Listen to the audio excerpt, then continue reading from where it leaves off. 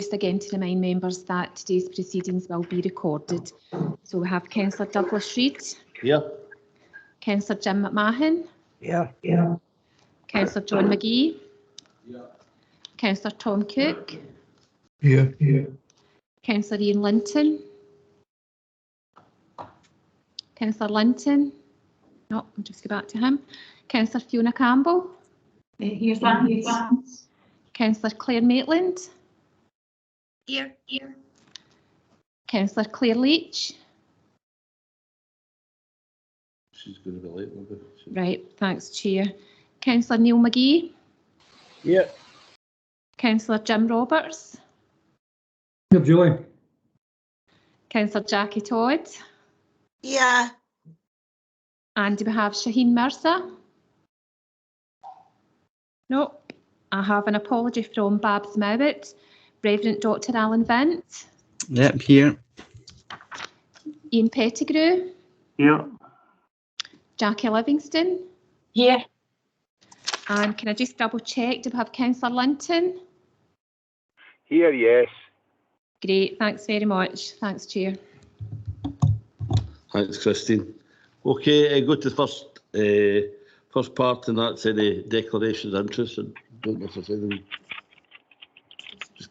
Yeah, possible just leisure trust members if you want to declare an interest. That's, I see a few hands going up there. Yeah. Okay.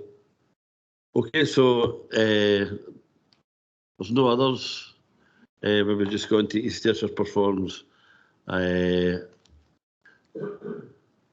Julie. Thank you, Chair. Good morning, members. Members, this is the second East Ayrshire Performance report of this financial year. It builds on the previous report presented to Cabinet on 8th September and on relevant decisions taken by Cabinet since then. We can see on page 4 that the Council's general fund balance stands at just over £9 million, or 2.5% of net revenue expenditure. In terms of the revenue budget, the information provided to members today takes account of the allocations from the COVID recovery funding agreed previously for those services still experiencing additional costs or loss of income due to the pandemic. Information in service budgets begins at paragraph 9 and shows that education is anticipated to end the year with an overspend of £410,000, mainly due to additional transport costs associated with school decants. Within communities and economy, services are anticipated to end the year overspent by £288,000 after taking account of the £1.6 million COVID funding allocated at the last East Ayrshire Performs report. Paragraph 11 notes that health and social care is anticipated to underspend by just under £1.5 million, but it's important to highlight the significant COVID issues that have impacted in this budget. Essentially, the service has incurred costs of £4.5 million due to COVID and, as noted in previous East Ayrshire Performs reports, is permitted to submit mobilisation plans to Scottish Government to seek recovery of these costs. To date, funding of over £3 million has been received and further plans will be submitted for reimbursement. The costs incurred include £1.9 million of sustainability payments to care homes, as well as additional care at home costs of around £443,000 and out-with placement costs of £740,000. Members, in the past few weeks, the Council has received notification of some additional COVID recovery funding, part of which will be recurring in nature.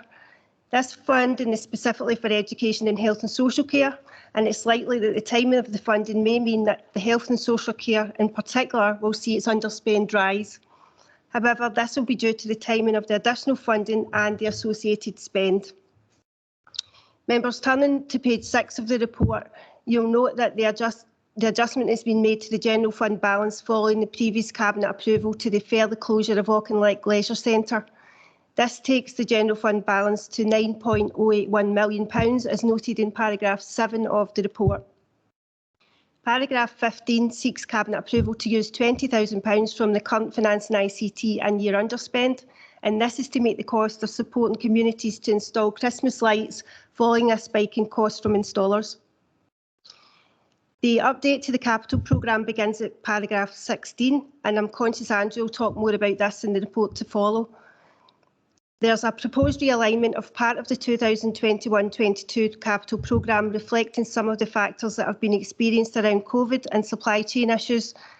The reprofile projects are listed in the table on page 7. Paragraph 18 provides commentary on capital works at Patton and St Xavier's Primary School. It notes that remedial works required to deal with the school roof are currently being progressed to allow tenders to be issued and the works to commence in spring 2022. The capital section of the report concludes by providing an update on the works that took place at the Leichhardt boundary wall, the cost of which was higher than anticipated and in excess of the contract amount. Members will note that the additional costs can be contained within the component renewal capital budget. Chair, the remaining sections of the report are covered in more detail in the company report, and I propose that I stop here and take any questions. Thanks, Julie. Any questions, John? Hi, thanks, Chair. Just first one, just the Leichhardt, £18,000, no a huge sum of money, but £18,000, a contract of £48,000. Now, that's no my particular trade, but I would have thought only half-decent brickie or stonemason could have had one look at that job and realised that they coping stains weren't on with mortar, they were on with concrete. So, did we have a look at the job before it was priced, just for my information? My other question is the education.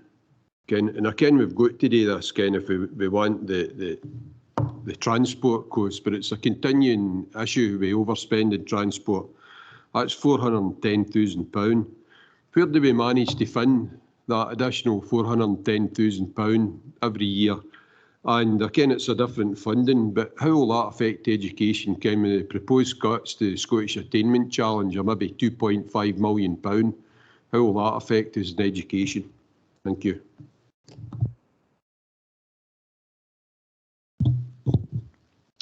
Thanks, Chair. Councillor McGee, I mean, the answer to your question is, I would agree with you that absolutely we would inspect before we put out any tender. I think that the challenge that we've had with any of the kind of historic buildings and also the walls and the type of walls that we've got, the level of detail and the level of work does tend to increase once you start to kind of get into removing some of the brickwork and the stonework. So yes, there was an element of what was identified, and then it wasn't until we started to actually take it away that it was thicker than the concrete was thicker than anticipated, which basically meant it was a more difficult job to actually get it to remove. So clearly, what we were trying to do was repair areas that had come away, as well as obviously looking to make sure that we secured other areas. But happy to provide you with further details on the specifics. Thanks, Andrew. Okay. Thanks, John. In terms of the school transport issue, Katie? Through you, Chair, yes, that sits within my portfolio, Councillor, and it's something, as you know, we've been working really hard on. We have a meeting, we've been having regular meetings, we're working up a paper to bring back to Cabinet to look at how we solve this for next financial year. We're doing a lot of creative work around it. It's been a difficulty for a number of years, as you know. So the costs in terms of how we cover them are absorbed either within my portfolio or we work alongside Joe to try and find a way to do that. But it is a heavy weight on the budget that I've got in my portfolio, and we've been working on it for some time. So you can expect to see a paper certainly before the end of the financial year, but it's about 80% the way there. We're trying to come up with other ways of saving money and doing things a wee bit differently around it, but it is a challenge for us, and colleagues from education, finance, everybody's really involved in putting their mind to this, Councillor, and we'll be back to you soon with it. Linda's got a wee bit of information, Linda, supplementary. Thank you. Through you, Chair. Good morning, colleagues, and thank you, Katie.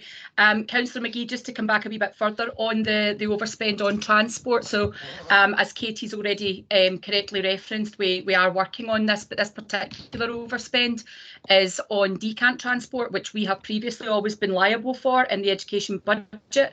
And that for us, in terms of looking at the current decants, in terms of Cross House to Kirkstyle, has a value of £400,000. So it is the intention moving forward through that paper to look at these costs being absorbed into capital programmes, because clearly we expect the decant as part, or we anticipate the decant as part of a capital programme, and that would appear to be the best place to cost this out. So in terms of that, we absolutely do see a way forward in terms of that cost not reoccurring, but taking the transport side of the house further, it's absolutely as Katie suggests, and indeed moving towards the transport, colleagues, just a reminder that we're already, through Katie and other colleagues, looking at the implications around about the free transport for young people, which is about to come on stream. So we would be very hopeful there is a way forward in regards to all of this. So just some more context to that, Chair. Thank you.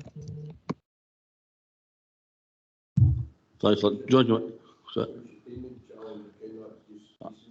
I think there's an announcement possibly today. I said about the Scottish Attainment Challenge. I know there was possibly, hopefully, at some kind of tapering, so it's not going to be immediately, but obviously we're disappointed that's coming to an end, because we've benefited quite significantly of that. Linda? Yeah, sorry, just to come back in on that, Councillor McGee, through you, Chair. Yes, the big announcement has been made, as anticipated yesterday, by the Education Secretary in regards to the movement away from 9 SAC authorities to indeed having 32. And it's a matter of weeks, we hear, before directors will be furnished with the exact details of that. But for the reassurance of Cabinet, can I say that myself and my team, in anticipation of this, have begun to work on this, and we will be bringing a paper to you for your consideration, because clearly it does represent a significant diminish in terms of our funding and what we can do. But again, we'll be optimistic about what we can do rather than what we can't, and we are already in the space looking with other services indeed, because this is not just an education matter in terms of Scottish Attainment Challenge, and we've got colleagues from across the council involved in the challenge. So I would just want to reassure members that we have the matter in hand in anticipation of what the model will be, but it will be several weeks before I'm actually furnished with the financial detail. I mean, there's a lot of good work going on there, and that, you know, home-like workers just spring to mind, particularly, you know, and we're hoping to try and see if we can retain them in some way, if we can. Neil's first. Neil. Thanks, Chair. Just a couple of some clarity and a couple of things in the table on page 7. Just on the education contingencies, is that general or specific? And then further down, the redevelopment of vacant sites, could I get some information on where they are, or is it in the same area? Thank you.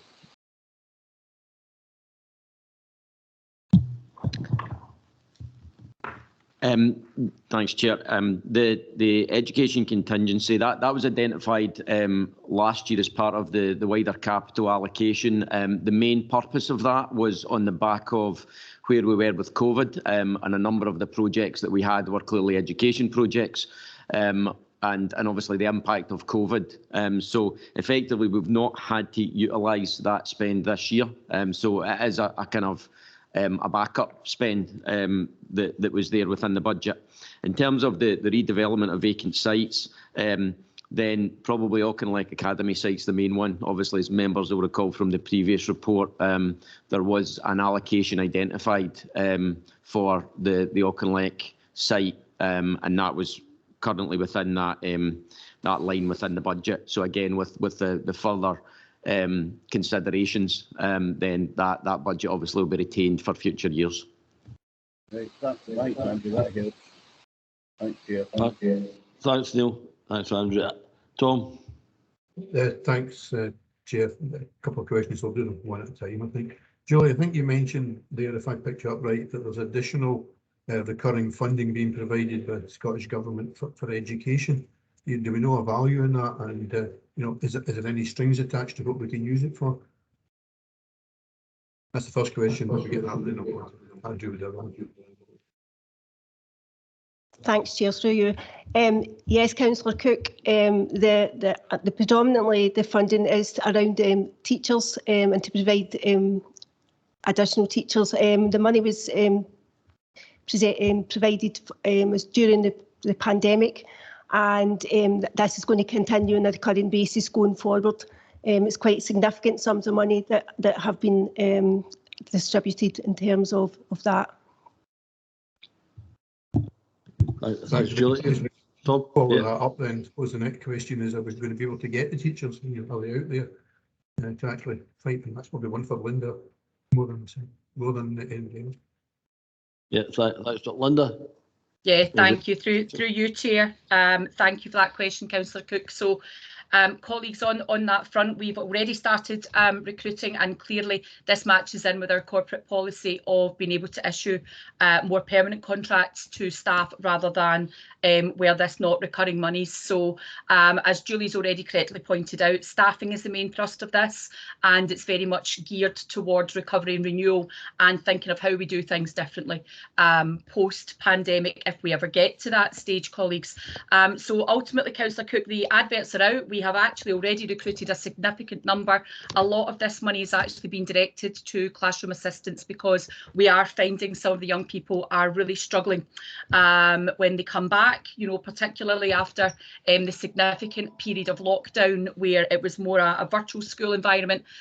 So actually there's a significant amount being invested in the recruitment of classroom assistant recovery monies to support these young people inside their classes, and again, to ensure that we can accommodate them in our mainstream schools as best we can, or indeed in other sectors. So we have very much done a data-driven look at need and been to head teachers to make asks so that it's not a sporadic use of the money. But we are finding, Councillor Cook, at the moment we are able to recruit into posts. We've not completed the exercise. I'm not going to sit here and say it's done, but we are actually finding we are able to secure people because indeed of the permanency of the money concerned. That's making that job a little bit easier, but we will continue to keep you updated, Councillor Cook. Okay, no, thanks. Pleased to hear that you're able to get it. And I think you're right about classroom assistants, because a lot of the young people, it's not teaching they need, it's just support and supporting their learning and some support around just this lifestyle. So that's good to hear. The other question was about partner St Xavier's. Obviously, we're talking about putting a tender out to have the roof repaired.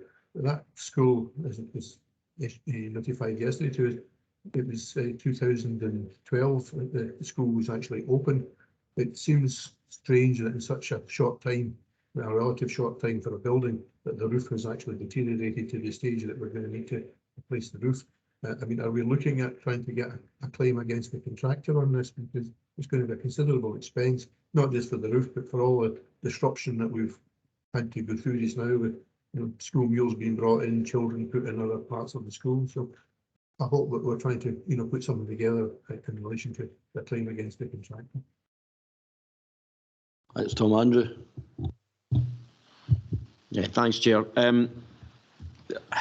At the moment, obviously, we're still focused on obviously making sure that the property or the building is safe and addressing the kind of investigations, making sure that we know exactly what has caused this. There are a number of factors that potentially are in play here, but obviously working with our legal colleagues, then we are obviously reviewing the specification, the contract, and we will be contacting the contractor as well, both in terms of their involvement and supporting us, but also if there was any contractual liabilities that we would be following up on. So absolutely.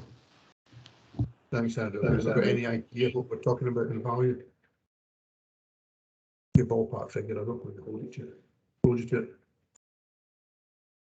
it. Not at this stage in terms of the total cost, but obviously in terms of previous reports to Cabinet, that we are in the hundreds of thousands of pounds. And we will report back just to see, we'll clarify if it's the contractual to blame here. I take it, I don't know if there's many other contracts, I'm not naming the contractor just now, but was there any other schools involved? I don't think, just to kind of reassure if there were, we would check it out, I take it. The contractor that constructed this school has been involved in a number of other schools. We obviously have checked. This roof is a particular style of design. I think that potentially has some unique problems that's been caused with it, but certainly other schools have been checked and obviously other work getting done, both around the type of roof that's been used, but also the contractor as well. That's right. Okay, any other points that is? Okay, Julie, just carry on. Thank you, Chair.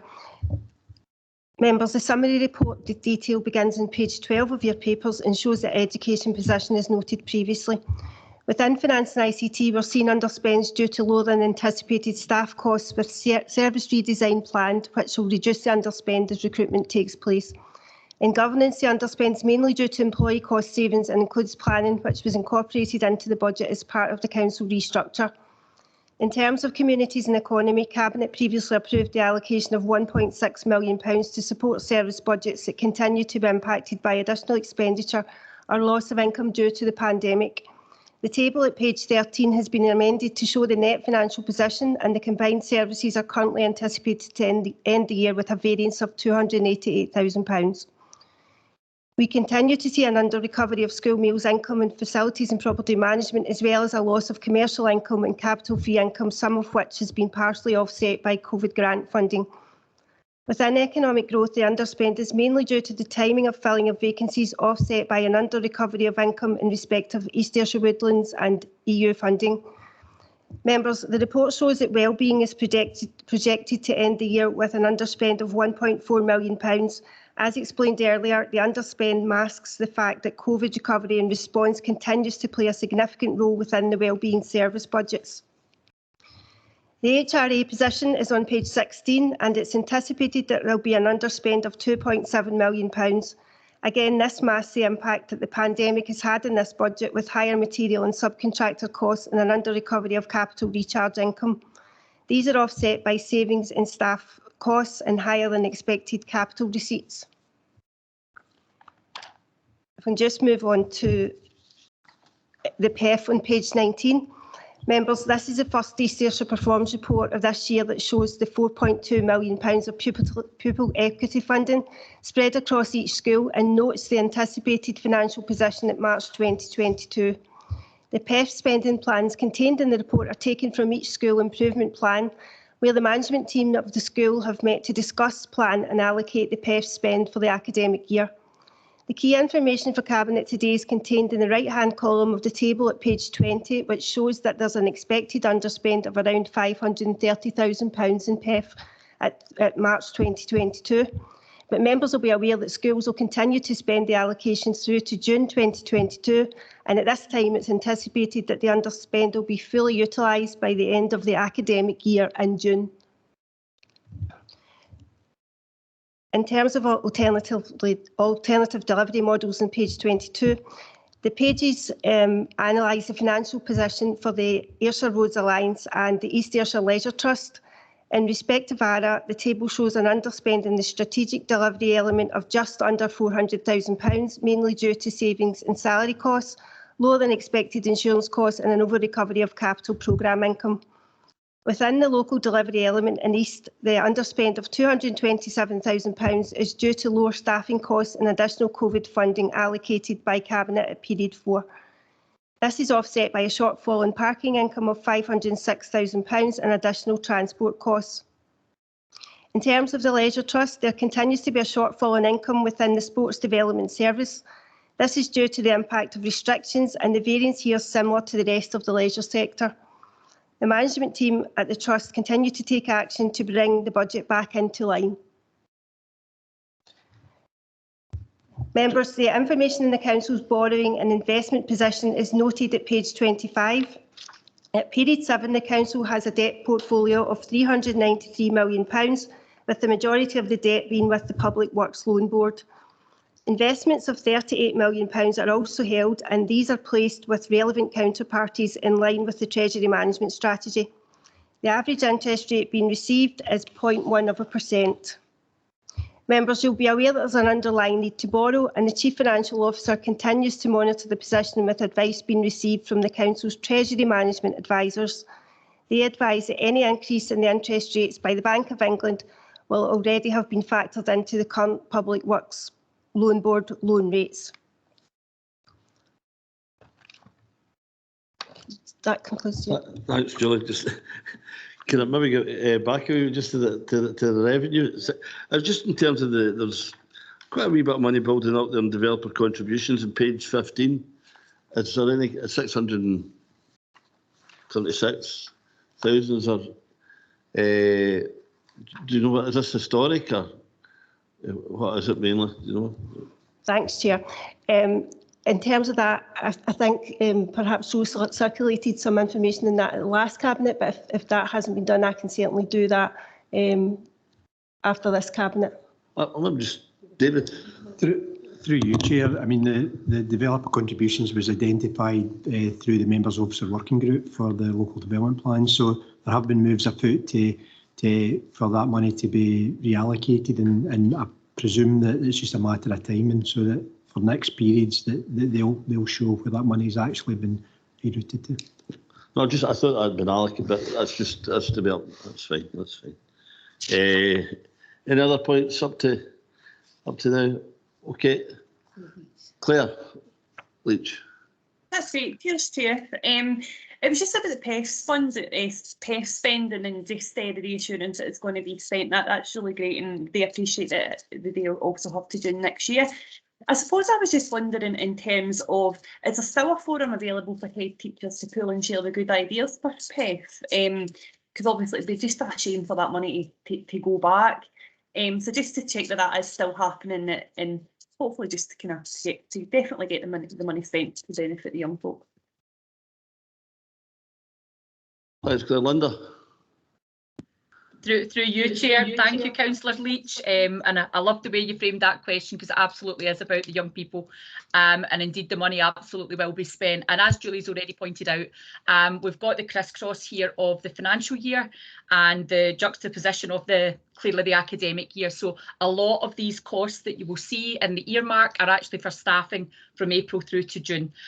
So you can see from your list, colleagues, that there are some schools that would seem to be holding on to the untrained eye, significant sums, to some extent, kind of 40,000. And we know that we've got, some schools where they're in receipt clearly of a lot of PEF. And we also have schools, clearly, colleagues, as you'll note from the report, who are holding on to money from last year. So, Councillor Leach, to give you absolutely huge reassurance, it will be my mission and that of education to ensure the PEF is spent. And moving on to your next point, members, you might be aware of the new group that we've instigated, the Children and Young People's Impact Forum.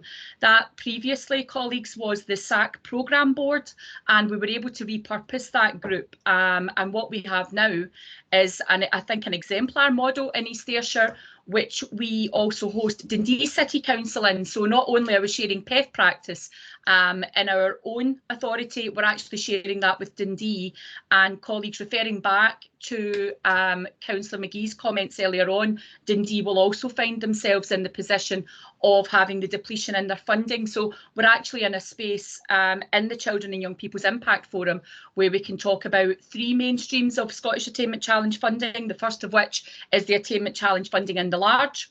We then have the Pupil Equity Fund, and then clearly, colleagues, the Care Experienced funding. So the Children and Young People's Impact Forum meets almost monthly to discuss these matters. And as you'll know from the SAC Programme Board, we have a kind of standing item around best practice in PEF, and I've also invited, we have Education Scotland at those meetings, but I've also invited Education Scotland to look at East Ayrshire as clearly another 23 local authorities move into being SAC authorities, because actually we've got a story to tell clearly about PEF as authorities come into money, and unfortunately we begin to see our money move on elsewhere, because our loss, literally, in terms of the fiscal effects of the SAC reduction, becomes their gain. So you're more than welcome to attend at any stage, Councillor Leach, to come and see that forum in action, as always, and any member is welcome to do so. But just to give you the reassurance in the space,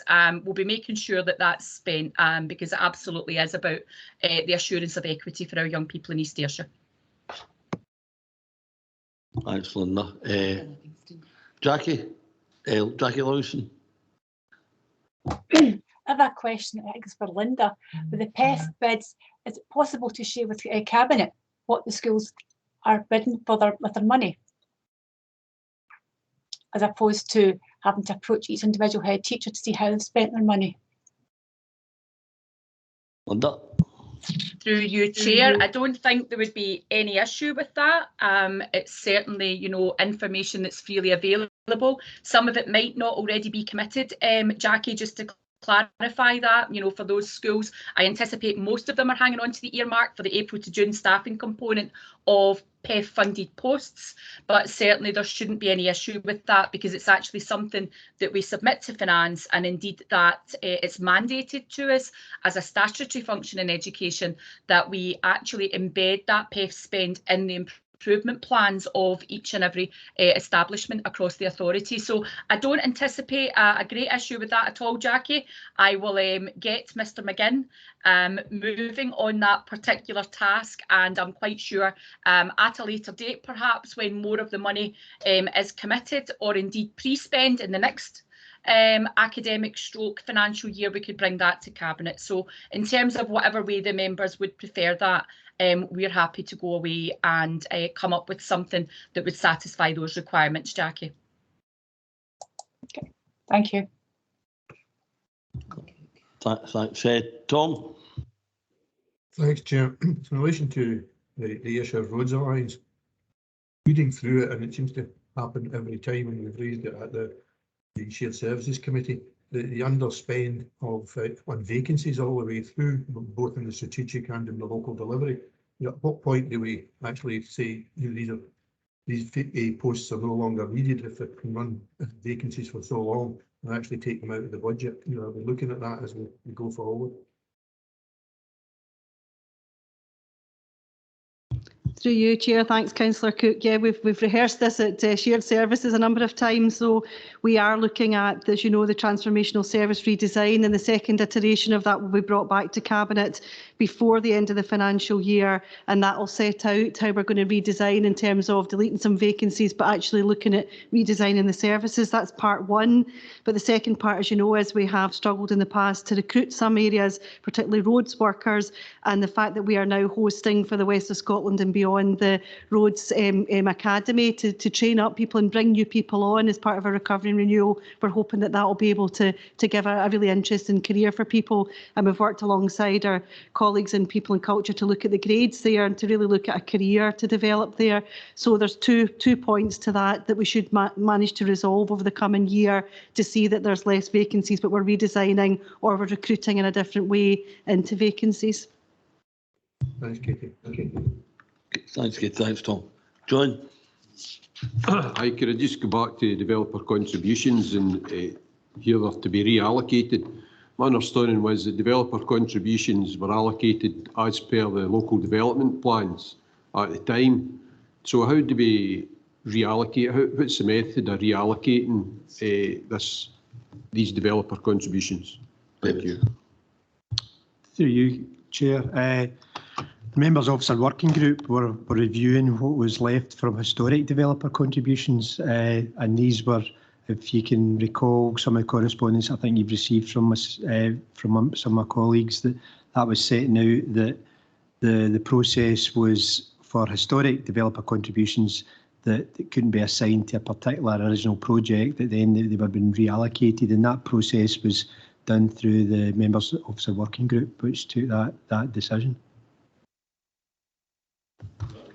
To go back, and I've had various conversations about this, which still leaves me baffled. I mean, there'll be other villages like this, but there's Comorsby for a number of houses built, and no a brown penny piece. has went to our community. Kind of appeared for the tennis club many, many years ago, but I think that was due to the fact of the Northern Area Planning Committee at that time. So we're just wondering, how does, if they're allocated to certain projects, how do we get these other projects that are allocated? Is it through the member officer working group? Are they already existing projects? Are they new projects? How does that go?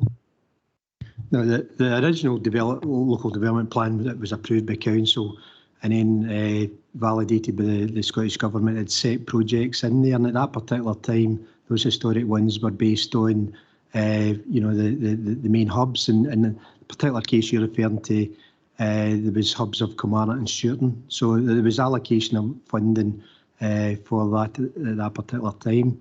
Where that money hadn't been incurred because that project hadn't been taken to a conclusion, then that was a matter where there was an opportunity to review that, and that's what the Members Officer Working Group did. It wasn't a case of looking to identify brand new projects as such. It was looking at existing work and aligning that funding accordingly. Well, David. Thanks, Chair. It was just to say, in terms of the governance, my memory is that the arrangements for the Member Officer Working Group were subject to a paper that came to Cabinet. So Cabinet actually agreed this process and agreed the creation of the Member Officer Working Group and set them up. And also in terms of governance, just to offer assurance to all members that, as David has said, it's not all developer contributions that are being realigned. It's simply those where the original intended purpose can't be given effect to, be that the original project wasn't taken forward or for a variety of reasons. So what you have is some that are sitting lingering or withering on the vine. They can't be put to the original purpose. That's what was recognised when Council or Cabinet agreed to set up the Member Officer Working Group, and they're specifically looking at those limited sets of funds that couldn't be put to the original intended purpose, and the Member Officer Working Group was asked to review them and put them to use. And since then, in terms of governance, I think that the 200,000 or so was at least reported back. I think the Member Officer Group had allocated it, but Cabinet was certainly, it was reported back to Cabinet that was one of the outcomes. So Cabinet, is the short answer, set up the Member Officer Working Group to deal with these contributions, recognising they weren't being spent and there was no plans to spend them, and that's how we got to where we are. Just in terms of clarity, is that the Member Working Officer Group, is that what is its work completed and final report? It's not completed as yet because we're not concluded in all the areas of the local development plan, but for the vast majority, actions have been taken at each particular stage, and in terms of the summary outcomes, we'll be bringing that paper back to full council in is it 25th of February? End of February, council setting that out. The actual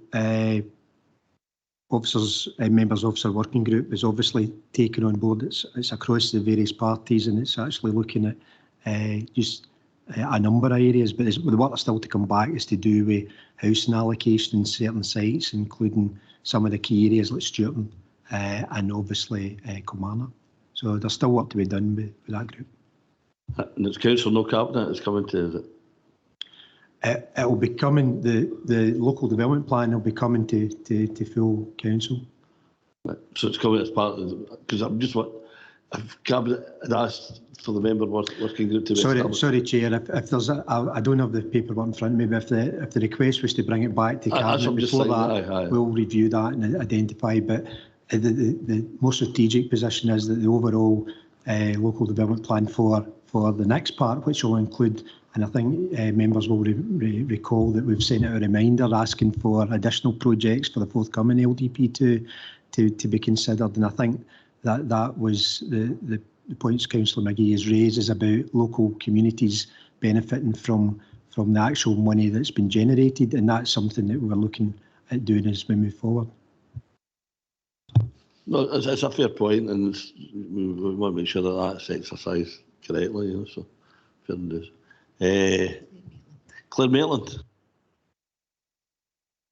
Thanks, Chair. I had put my hand up for another question, but as chair of the Members of Officers Working Group that's dealing with developers' contributions, they're really dealing with tiny fractions of money that we thought would materialise and didn't materialise because the houses weren't built. So the projects that would have come out of those houses being built didn't materialise either. And we welcome all contributions from members, and we've asked several times, especially if it's in your own area, to please come forward with that. Anyway, the question I was wanting to ask was actually a bit more prosaic, and it's on page 23, and it's concerning bus stops.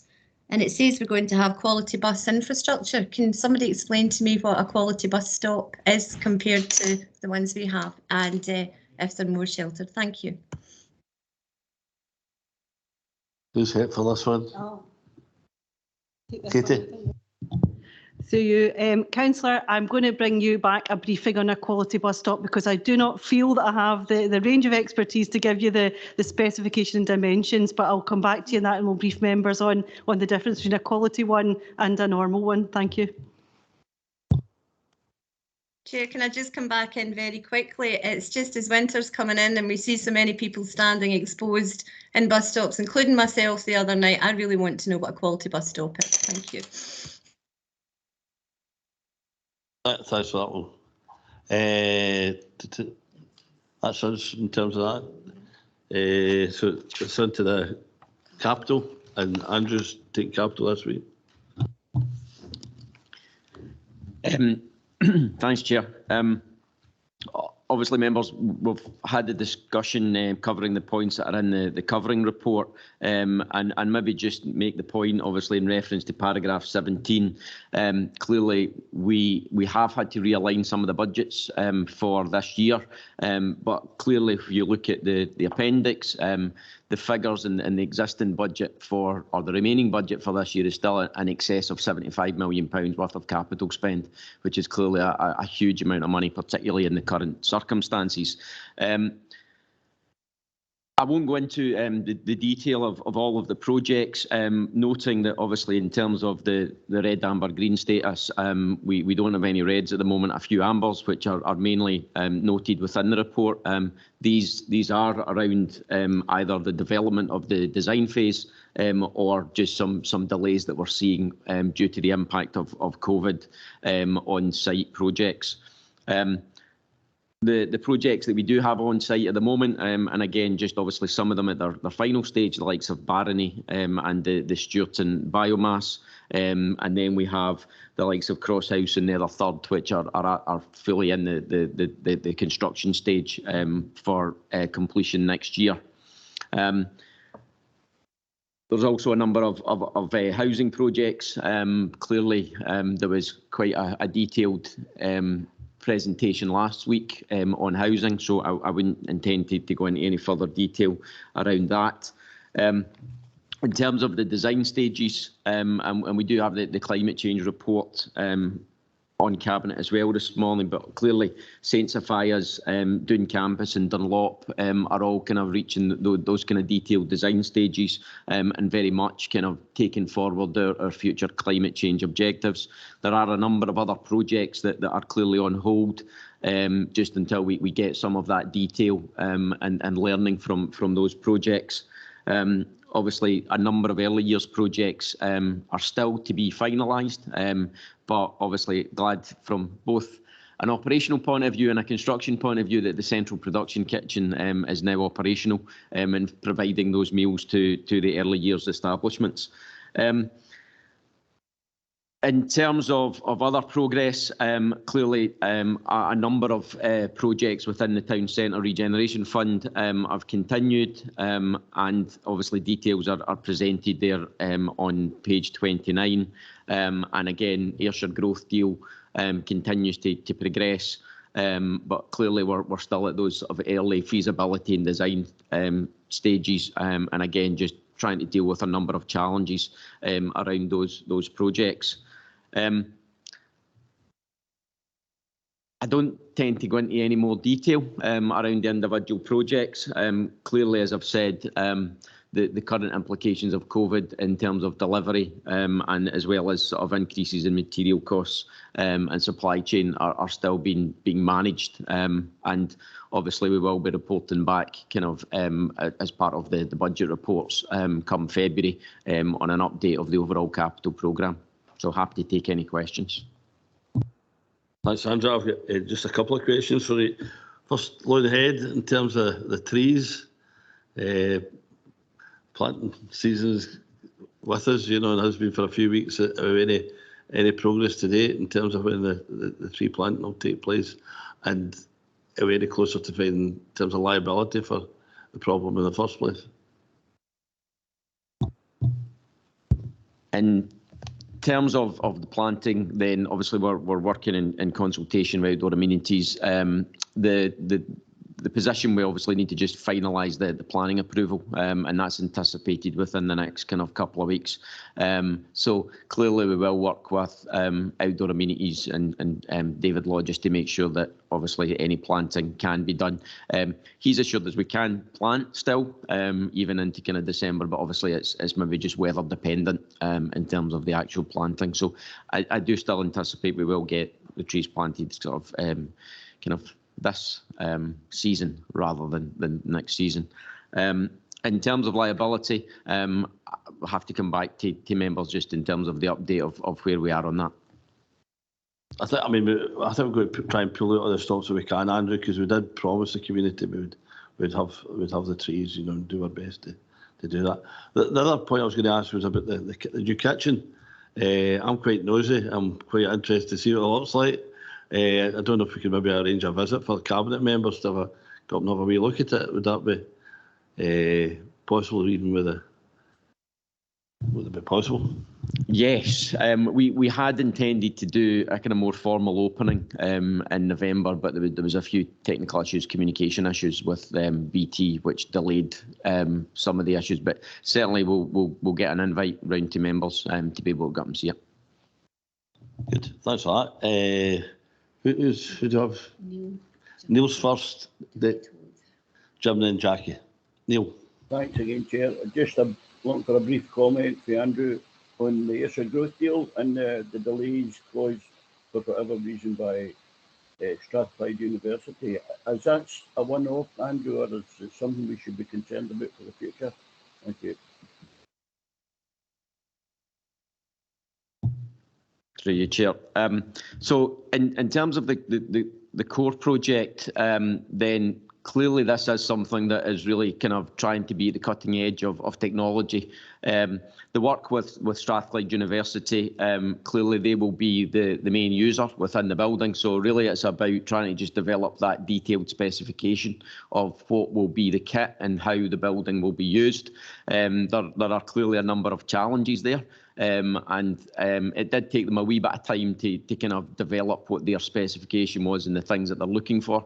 And that's obviously created a wee bit more energy demand, for example, which we now then obviously need to work out how we can actually deliver that as part of the project. I would anticipate we will bring a more detailed report back to Cabinet on this project probably early in the new year, just in terms of where we are, because clearly there are a range of difficulties, challenges and opportunities just because of the nature and the innovative approach that's been trying to be developed. So I would expect a more detailed report to Cabinet. Yeah, again, helpful, Andrew, and understandable. Thanks. Thanks, Neil. Jackie.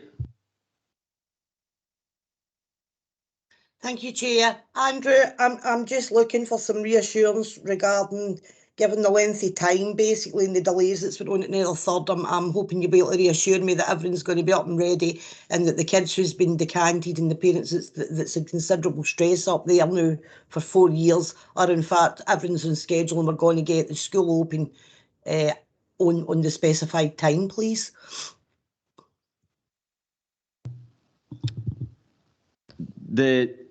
What's detailed in the report, obviously the plan. The plan is obviously for autumn next year that will be there. Clearly there continues to be challenges and we're absolutely doing everything possible to work towards that date.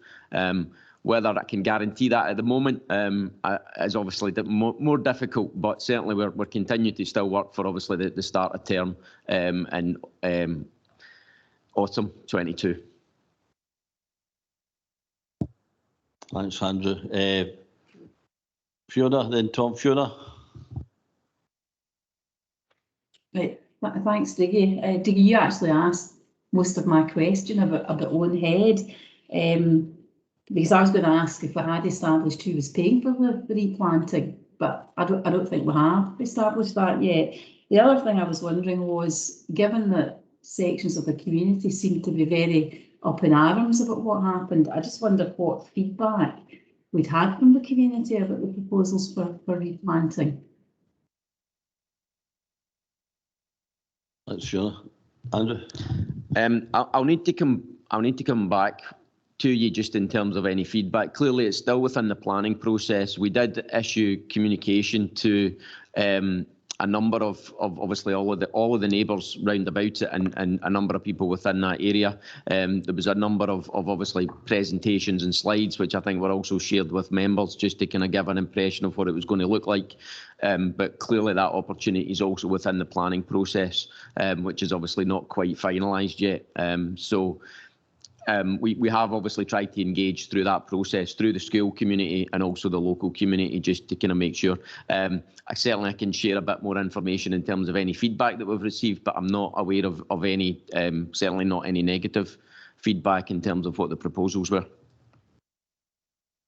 Okay, thanks, Andrew. Thank you. Okay, Fiona, yeah. Tom. Thanks, Lisa. I was going to ask the same question about Lonehead, but I've got an answer to that. So it's just another couple of points. One is about Annan Hill temporary accommodation. I know the planning application has been lodged. I think we had thought that this could be completed ready for January for the people's going back. Could you maybe give an update of whether that's going to be feasible now or whether we're looking a bit beyond that? And the second one, I noticed in Foregate Square, there's additional signage has been looked at to be erected in the square, which is an improvement done, and absolutely agree that we need to do something there. But on the basis that we're about to hopefully knock down the multi-storey car park, I'm just wondering if the timing of what we're doing there is right now, and perhaps maybe an update on where we actually are with the multi-storey in terms of relocating the existing tenants who are in the lower levels of that, and are we still on target for next year for starting demolition?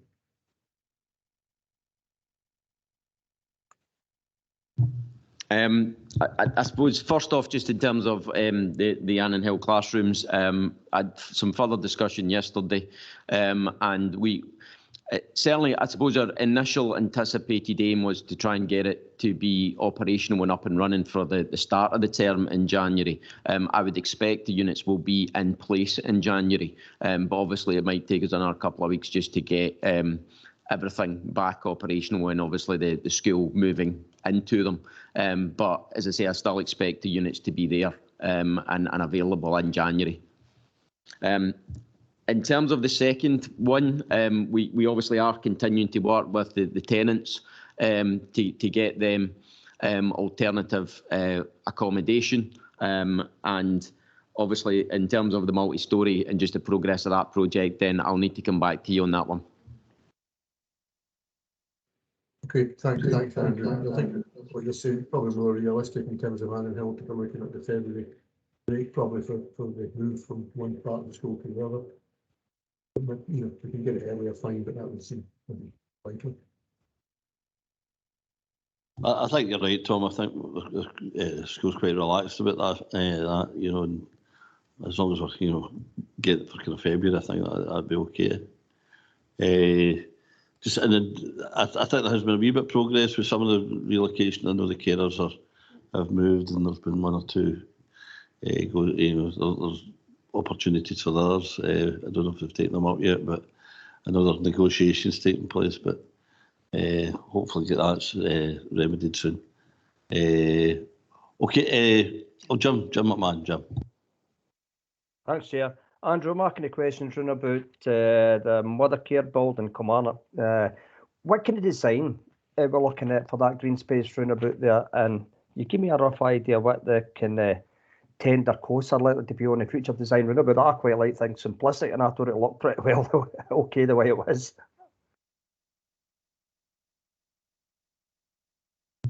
I probably don't know the detail around that, the particular project. Clearly, Dot's team have been kind of leading on that and obviously engaging with the community to develop and finalise the design.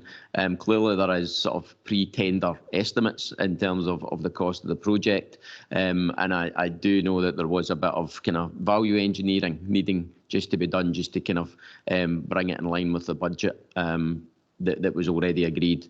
So that work is progressing. Obviously, happy to provide you with a bit more information, and I'm sure obviously other members are aware that obviously some designs are there and can certainly be shared. Appreciate it, Andrew.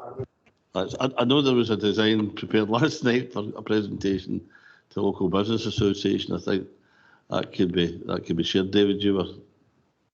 Yeah, thanks, Chair. I think it was I don't think it's been concluded yet, just fully, but that design, and I think there was the external gable wall there's a project to paint that and do it with some of the local history on that wall. So the final design is obviously at the stage where it's been concluded. So I think that aligns with Andrew's comments that. If there's further value engineering to be carried out, then that means that it's just making sure it's brought in within budget. Yeah, just to say there's interest in the town centre projects, the multi-storey, the garden, etc. And what we'll do is we'll prepare a briefing for Cabinet members on where we are with those projects, because I know that there's a number of them that you'll be interested in, and there's it's quite dynamic situation just now. So we'll get Dot to put a wee briefing together to let you know each of the projects, where we are with them and what stage we're at, if that's acceptable. I think it's only right if members are allowed to have their say as well, obviously. Commenting if somebody, because I know they're just drafts just now, so it'll be only right that members are asked for comment. Okay, is that capital concluded?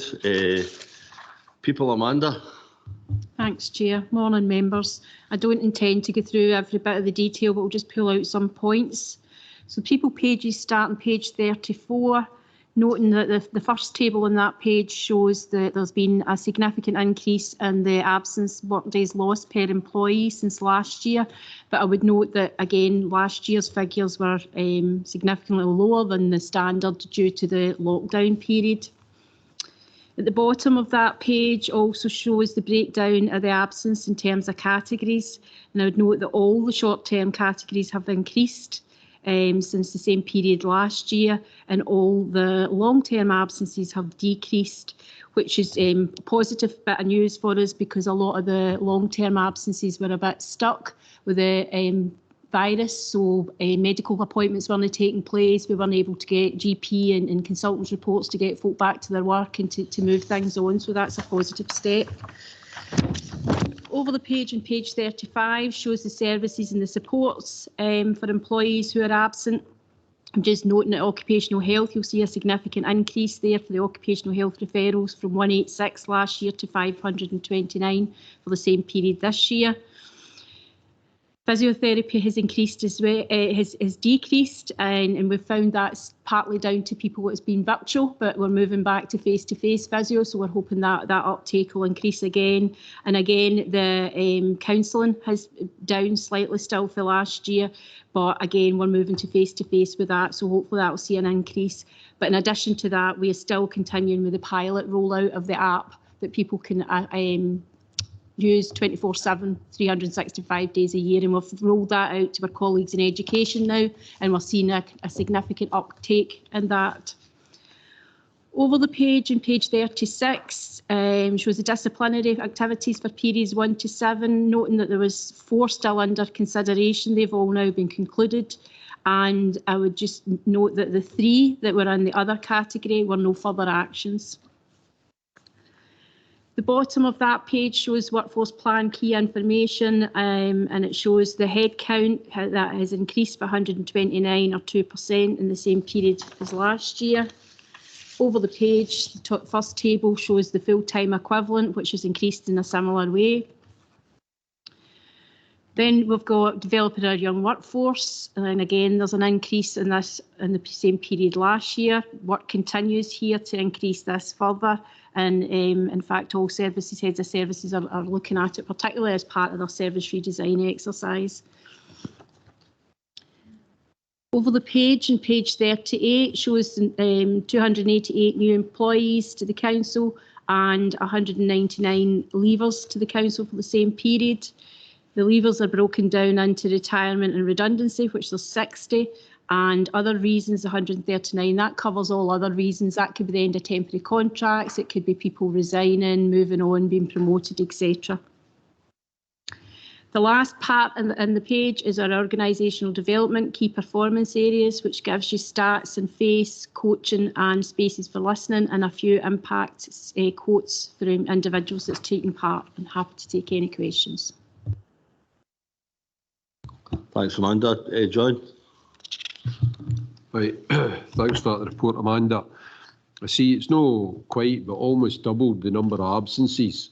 And I was just wondering if there's maybe another underlying issue there, Ken, that some of our employees have been working all through this pandemic.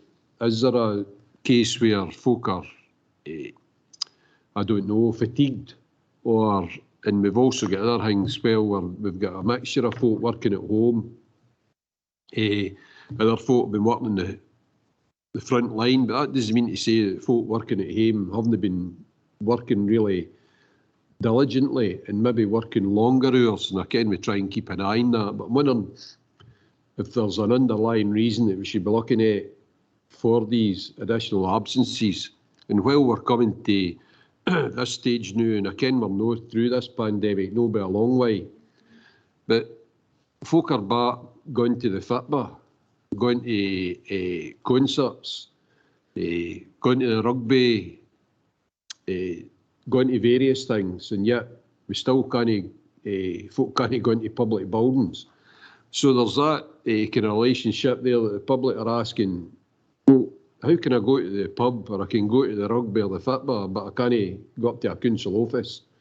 And so although that's not directly attached to the absences, but I wonder if there's that underlying trend there and we should be looking at all these things. Thank you. Through you, Chair. So there's a few things in there. So the absence rates last year when we were in full lockdown were significantly lower than they've been any other year, and that's not just unique to us, that's where we've been for everybody else.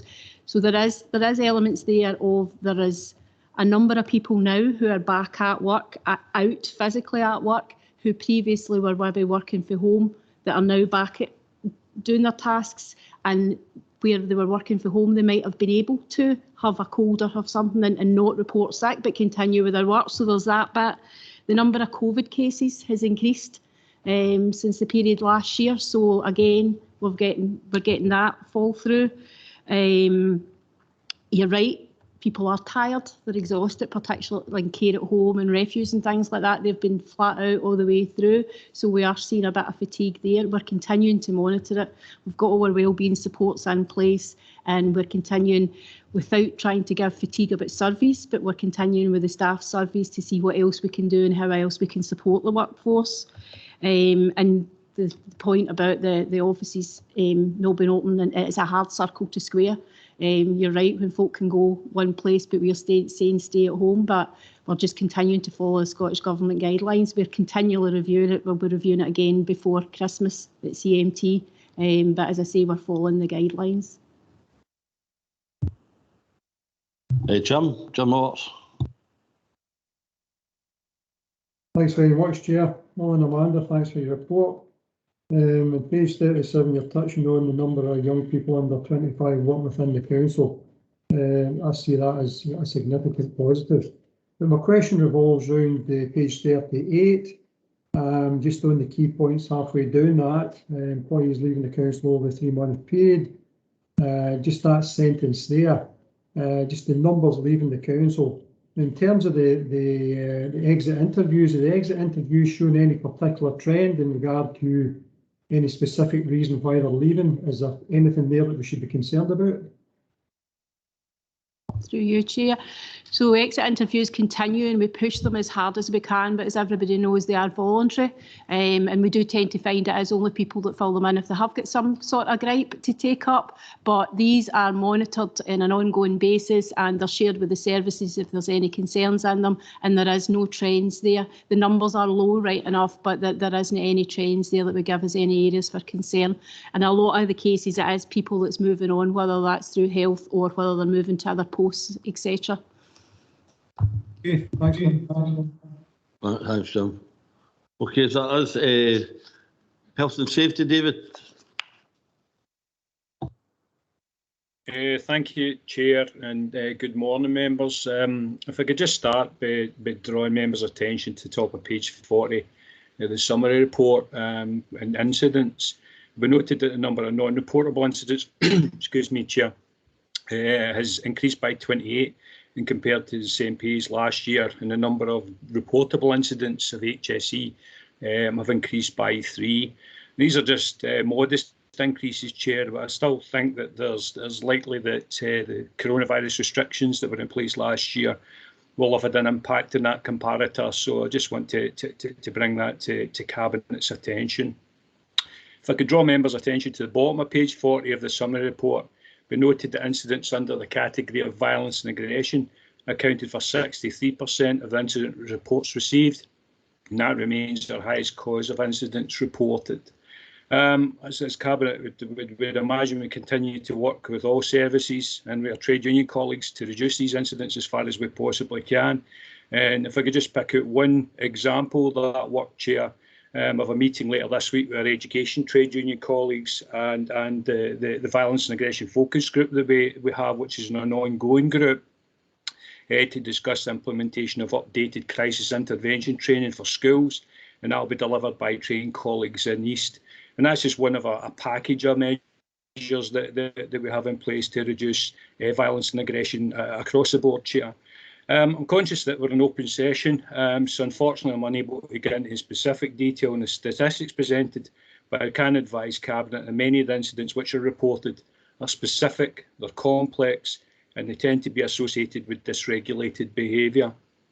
In page 8, section 29 of the covering report, members will note that there have been 1,929 unannounced inspections recorded across all of our high-risk activities like roads and construction, refurbishment projects, and these comply along with our regular COVID safety inspections of our buildings, which are ongoing and have been ongoing during this pandemic, and provide reassurance that the COVID safety measures remain robust. Just a short summary of the report, Chair, and I'd be happy to take any questions. Thanks, David. Tom? Yeah, thanks for that report, David. I mean, I think it's concerning that people can't come to their work and feel safe, and they're being the subject of violence and aggression. I notice there's been an increase. In terms of the non-educational ones, is there any specific area or business where that's happening? Is it health and social care, or is it, refuse collectors, or any particular area that we can identify? Through you, Chair, again, I'm conscious of where I am, and I'm conscious of not being specific about anything, but if we look at the actual figures themselves, generally figures, because of the complex behaviours that are faced by particularly children's houses and education, we can see severe fluctuations in there. So to give you an example, Councillor Cook, if we go back to 2020 in education, just taking that as a specific, we had 152 incidents. This year we've had 132 incidents. And if I go back to 2018-19, we had 331 incidents. And if I drill into them specifically, what you'll find is they're associated with very specific dysregulated behaviours within establishments. The same goes for the statistic presented to Cabinet today. If you look at outside education, periods 5 and 6 show a marked increase, and that was as a direct result of specific incidents we were dealing with at one particular establishment. So without going into detail, it's just to try and give you an example, Councillor Cook, and through you, Chair, I'd be happy to give any elected member who's interested in these statistics more detail off table. Thanks, David. That's a good offer there. If anyone wants to, the information, ask David for the sure. Jackie Todd. Thank you, Chair. David, I think you've already kind of answered my question. I was going to ask if we thought that the impact of the uncertainty and the emotional upheaval of the pandemic had played a part in this. But going by the figures you've said, obviously there's multiple complex reasons, but do we think there's only patterns that's emerging through the pandemic's taking folks' emotional well-being? Through you, Chair, Councillor Todd, absolutely. Now, we don't see or tend to see that level of detail coming through the SHE reports, but I think it goes without saying, bear in mind what Amanda said earlier on, that the pandemic's had a massive impact on everybody, people in this screen, people out in the communities, etc., and we're seeing that coming through. So I've absolutely no doubt that this is driving some of these figures as well. But just to point out in terms of the specific presentation to Cabinet today, when you drill into the figures, what we tend to find is that these figures are being driven by very specific dysregulated behaviours, and they're incredibly challenging to deal with for ourselves and colleagues, particularly in health and social care and education. But what I'm trying to reassure Cabinet today is that we are working with colleagues in the trade unions and the services to try and tackle that as much as we possibly can. Thanks, David. Okay, do see any other hands up? We'll go into the business briefing now, and Joy. Thanks, Chair. The briefings start on page 43 and contain a range of performance indicators and other information that services would wish to present to Cabinet. In the first set, it's perhaps important to note the number of days to process a new benefits claim. While the figure remains within target, it has decreased since last reported, and members will be aware that staff and revenues and benefits have been involved in administering a range of COVID grants in the last year, and this has impacted on some service performance. The team are currently dealing with Dwp updates following the changes to universal credit, including the changes to the taper, which was introduced as part of the autumn budget. And these changes impact on all universal credit recipients. In most cases, we should see this leading to increased awards of council tax reduction.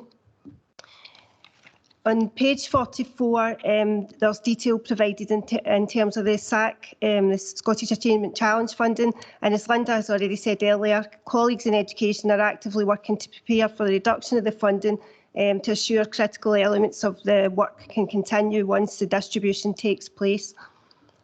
The indicators for communities and economy are listed on page 45, and these show that the restrictions as well as the suspension of income recoveries for rent have impacted on the gross rent arrears indicator and also on the percentage of waste collected that was recycled or composted.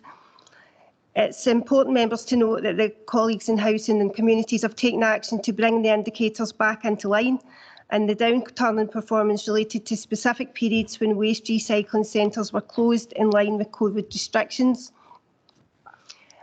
And wellbeing, it's testimony to the exceptional work of all staff in health and social care that the hospital discharge over 2 weeks indicator target of 0, this continues to be met. The report provides detailed information on the delayed discharge bed days indicator, which has seen a dramatic increase, which members are already aware of, and which has been detailed further in the Chief Exec's blog and in update reports. The report notes the whole system approach that's been taken to mitigate the impact of the unprecedented demand, and this includes improved pathways, a substantial increase in staff and the use of additional resources such as the East Ayrshire Community Hospital. Chair, I'll pause there. Thanks, Julie. Any questions there? No. Thanks, Chair. The information and complaints begins on page 50, and this shows that during the period covered by this report, 49 complaints were received and 14 were carried over from the first quarter of the year. A total of 52 complaints were closed or given a full response, 1 was withdrawn and 10 will carry forward into quarter 3. The analysis shows that 16% of stage 1 complaints were fully upheld, with 45% partially upheld. In line with our revised complaints policy, we not only record the complaints and their outcome, but we also note the improvement actions for services following specific complaints. And members, these are listed in the report. Within the period, the time taken to conclude complaints at stage 1 is 4.6 days, which is the same figure as last year. The time taken to conclude stage 2 complaints was 44 days compared to 18 days in the same period last year. And this was due to one specific complaint which took a significant amount of time to resolve and which has skewed the overall complaints handling figure. Again, Chair, I'll pause there. Thanks, Sheila.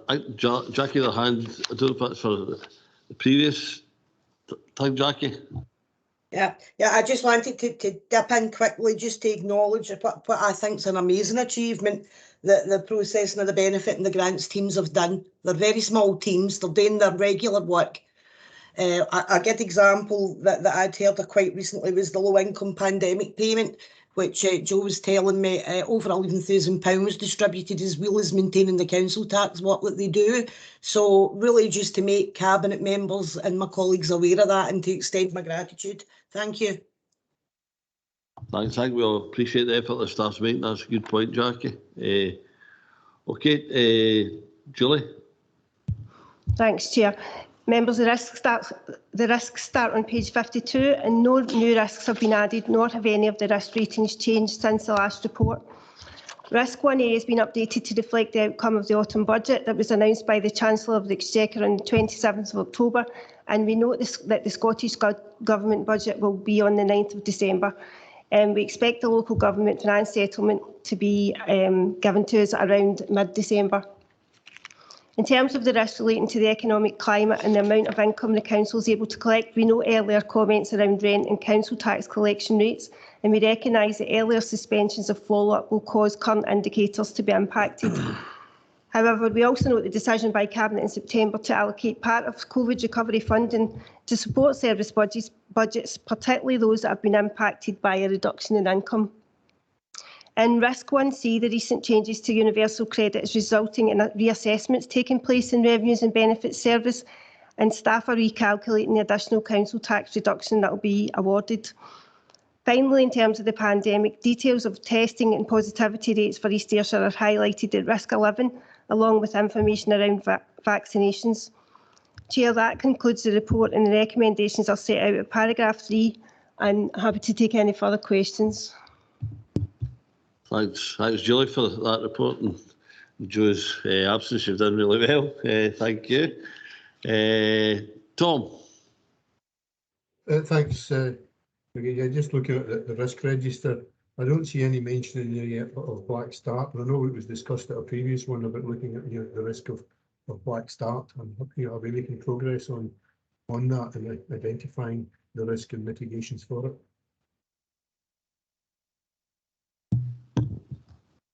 Through you, Chair. Yeah, Councillor Cook, we've had a number of meetings and we've been working through the Ayrshire Resilience Partnership as well, to link into a joined up response. We've actually just had guidance last week from national government, basically just to kind of provide some additional information. There are a number of things that they will put in place. There's also an element where the national picture, the risk of a full black start, I think has reduced slightly, but certainly from our point of view, we're looking at it in a similar way to the way we've done the weather response. So almost a kind of graduated response. So similar where we've got a yellow, an amber and a red warning, then obviously we'd be looking to support services to make sure that they've got plans in place to respond to kind of, I suppose, short-term power outages right up to the much more significant kind of national implications. Work is still ongoing. It has been slower than we would have hoped, obviously, just with the range of colleagues being involved, who a number of have already spoke today, in terms of other things that they're dealing with. So it's certainly still there, as I say, I'm not sure whether it will necessarily identify itself as a single entry on the risk register or whether it will be incorporated into one of the risks that's already there.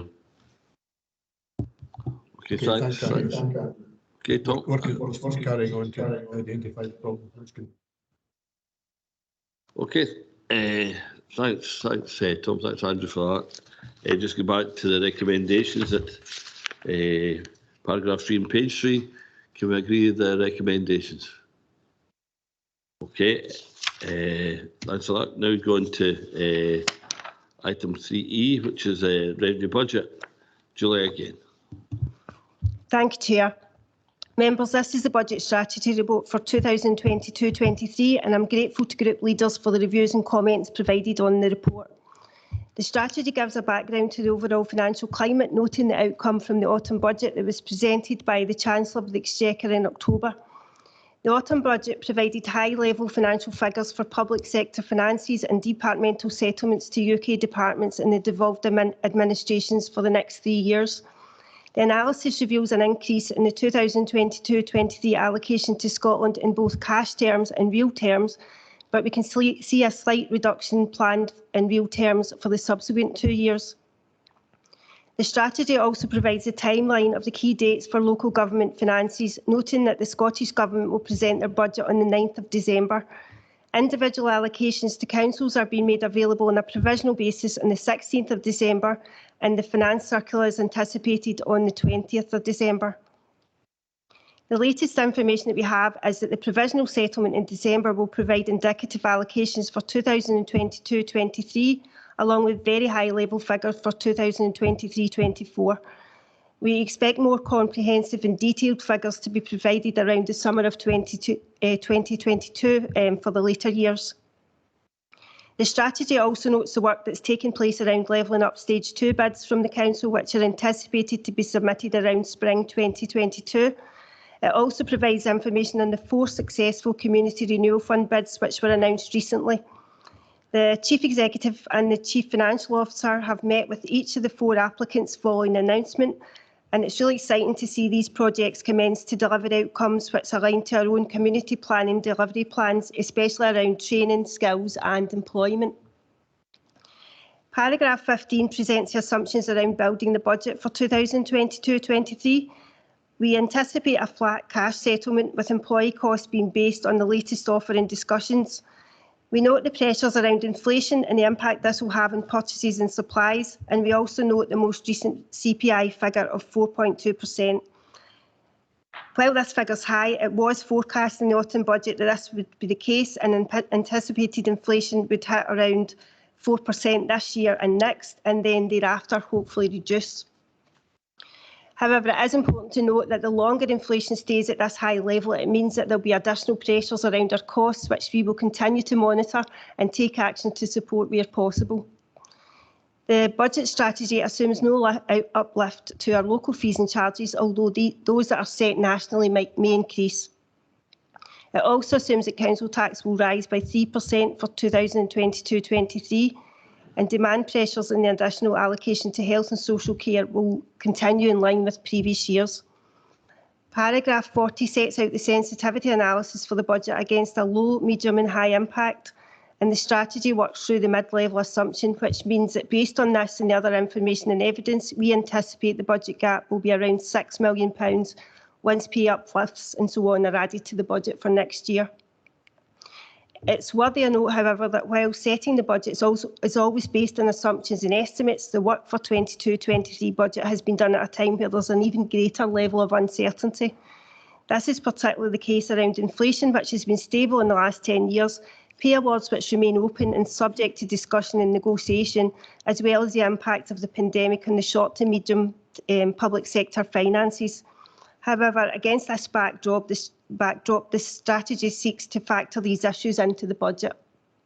Chair, the recommendations are set out in paragraph 2, and I'm happy to take any questions on the report. Thanks, Julie. Any questions? Tom? Thanks, Chair. Julie, I realise how complex this issue is of trying to come up with a budget and the way figures are announced, because I know in the paper you're referring to a flat cash settlement for next year, which is disappointing. But earlier on we heard that there's recurring revenue coming for education, so are we assuming that's on top of the flat cash settlement? So it'll be flat cash plus that bit. And then last year council tax was frozen, but we received the equivalent of a 3% uplift in our council tax. So I'm assuming that 3% cash value that we got last year will be included in the baseline for this year. Otherwise, we're really going to fall behind with our council tax because, you know, we would lose that money that we could have gained last year. Well, that makes sense. Thanks, Chair Strugu. Councillor Cook, in terms of the first one, yes, our assumptions are that it's flat cash on top of the additional funding that has been announced. So that's the first part. In terms of the council tax, again, last year, if you recall, Scottish Government provided funding for around this to the tune of 1.9 million. And at this point in time, we're assuming that that is going to be recurring. So, yes. We'll just continue till we hear differently, I suppose, in that one. Absolutely. So hopefully that's the case. Well, I think if we hear differently, we've got a problem. Yeah, absolutely. Okay. Nobody else? No. Okay, just maybe go back to the recommendations then on page 59, paragraph 2. Can we agree the recommendations? Okay, thanks for that. And the final item for today is a submission of the Climate Change Public Sector Report for 2021. Andrew. Thanks, Chair. Members will be aware this report is the annual report that sets out the council's obligations in terms of the climate change public sector reporting, and obviously the report is obviously asking members that we submit the report to the Scottish Government as part of that annual reporting. What I'll do is I'll just take members through high level through the covering report, just to kind of give a sense of what the report is saying, and obviously just kind of give a wee bit of context just in terms of where we are within our climate change agenda.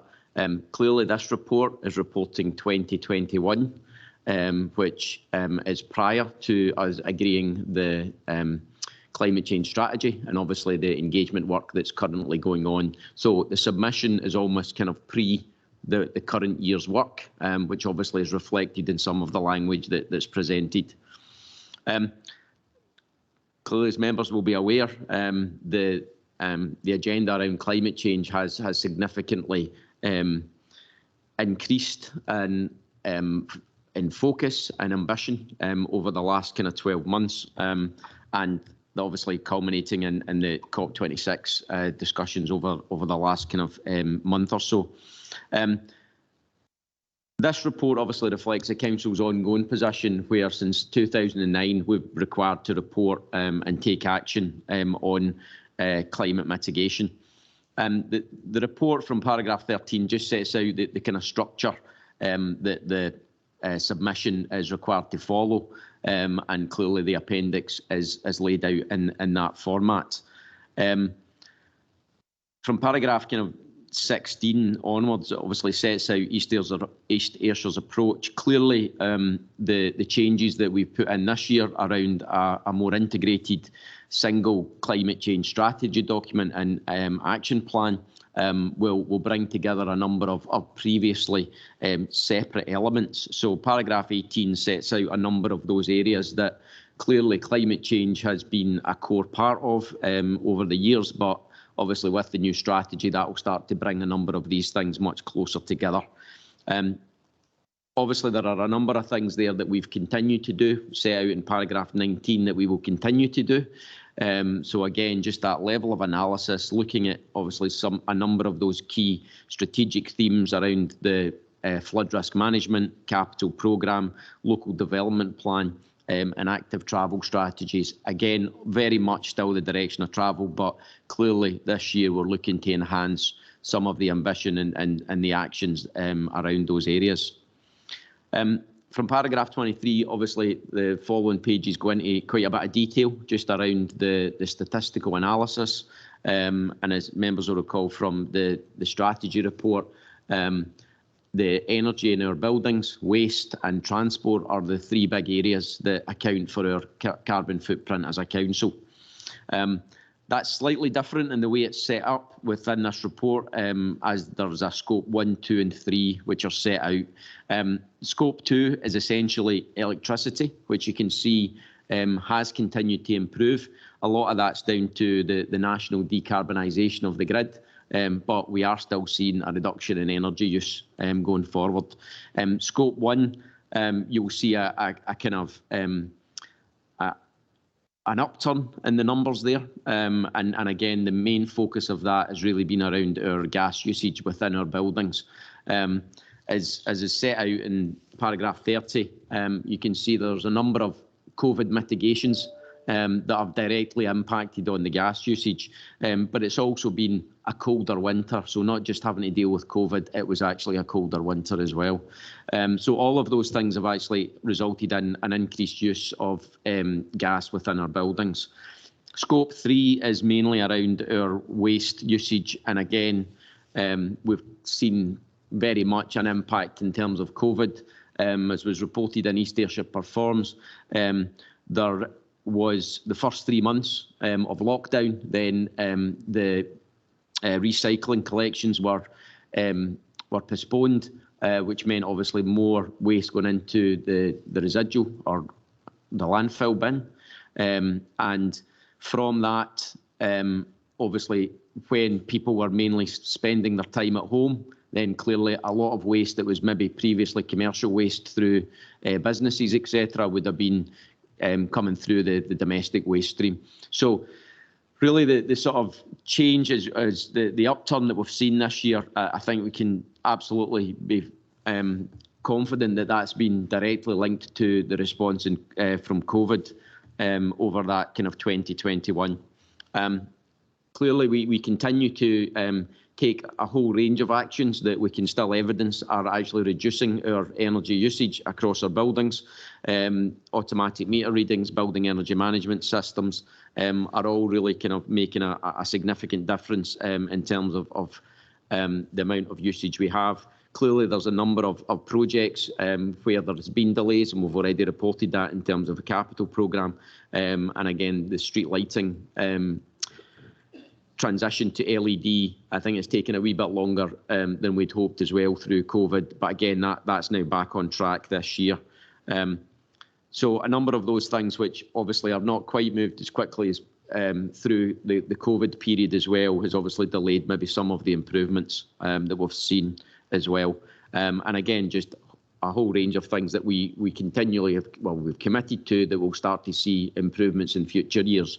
So clearly the likes of the Barony campus, the work we're doing at St Sophia's and the core demonstrator are all of the areas where we'll see that significant shift going forward. I'll just kind of jump the next few pages, obviously detail a bit of more information about a number of the specific projects and a number of the changes at national level, and including a wee bit more information about waste management, I've said. But if we move on to paragraph 57, which really, I suppose, is just building on the position that we've heard so far this year, and what we set out in terms of our climate change strategy, a number of those national ambitions to really kind of push actions at local level and at national and international level to address climate change. And then from paragraph 60, again, just updating members on where we are with the work on our own strategy. We've had the climate change survey, which has been out and open to the public for the last month or so. And again, with this report was produced, we had over 200 responses from that. And again, we'd look to kind of report back to members early in the new year around that feedback, and obviously the changes that we would propose to make around the draft strategy. Clearly the Children and Young People's Conference was another great success, with over 700 children and young people involved in that online with members and other colleagues.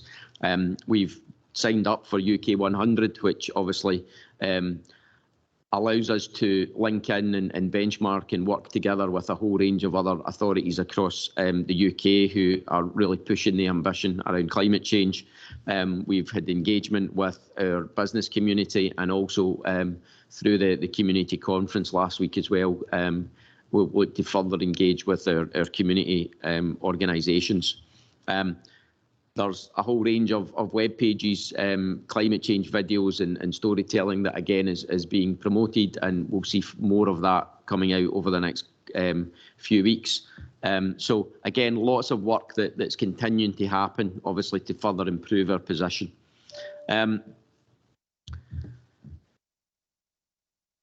What I'd do, Chair, is maybe just leave it there at the moment, and obviously happy to take any questions before we kind of refer back to the recommendations. Thanks. Thanks, Andrew. A couple of hands up. Claire Leach and Claire Maitland. Claire Leach. Great, thanks, Chair. Andrew, listen, just to say thank you to you and your team. I'm really glad to see this report getting sent off, albeit obviously it's prior, as you mentioned, to the publication of the East Ayrshire Climate Strategy. So it's going to be an absolute cracker next year, isn't it? But just to say a special thank you for your mention of the Children and Young People's Cabinet and their efforts towards this. Young folk are obviously at the forefront of this area, and the efforts that they've put into the climate strategy has been recognised, across the board, and I really appreciate your special mention of the Young Person's Cabinet in this, so much so that a Young Person's Cabinet member reached out to me yesterday just to say that, oh wow, we've been recognised and the Cabinet paper's going to Cabinet tomorrow, and I was like, yeah, so I have to make sure I mention it for that particular young person, but just to let you know, it is greatly appreciated, and we look forward to working with you moving forward even there. Thanks very much, Claire. It's always good to hear that feedback for the young people's cabinet. That's good to hear. Claire Maitland. Thank you, Chair. Actually, it's a couple of questions, or well, looking for some answers, but I don't know if they'll be ready yet. And it's on the push to get more of us to do food recycling. In my street, I'm the only one in 5 houses that actually does the food recycling, and I'm trying to persuade some others to do it. So is there any signs coming back that we're doing more food recycling since the push during COP26? And another thing is, I don't understand how waste management for food works with business premises, for example, for restaurants, etc. And I was just wondering if maybe you could expand on how we encourage businesses to recycle their food as well instead of sending it to landfill. Thank you. Thanks, Claire. Andrew? I'm not going to be able to answer the detail of your question, and I think that it's maybe something that I know colleagues are working on. And I know sort of certainly from my team, James Lally's been meeting with Malcolm, and they've been doing a number of things there around developing some of the strategies. Some things have happened already, but we've got no doubt we need to kind of put a bigger push around this. I know James is on the call, and I think he just put his hand up, so he might be able to come in and give a bit more detail. Thanks, Andrew. I know in terms of where I live, there's nobody recycles their food waste because there's no that facility. It'd be useful to we need to get into these kind of areas. James, you in? Yes, thanks, Chair. Unfortunately, my camera's not won't allow me to turn on, but I'm happy to give a verbal update. Actually, the good chat with Malcolm around this very topic yesterday. There is a food waste campaign group being set up, which has been led by Vibrant Communities, and there's a lot of work going on.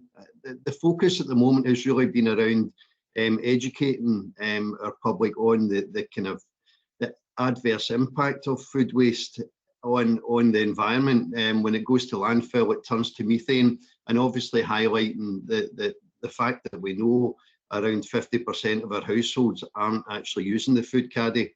There is a stickering campaign that's just actually started, and I think it's already been rolled out in some areas of Kilmarnock, where we're putting a sticker on the landfill bin, as Andrew referred to it, just highlighting, now don't put your food waste in here, use your caddy. So that's the first bit of the food waste campaign, and it's been supported by an extensive social media and campaign.